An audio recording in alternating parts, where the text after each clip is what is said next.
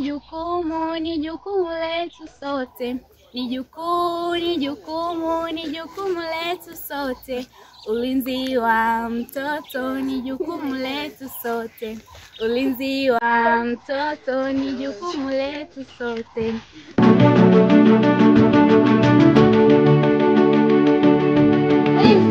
Na usalama wa mtoto na mimi.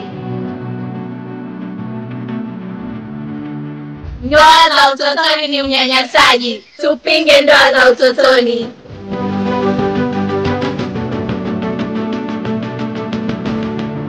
Mlinde mtoto dhidi ya ukatili wa kijinsia.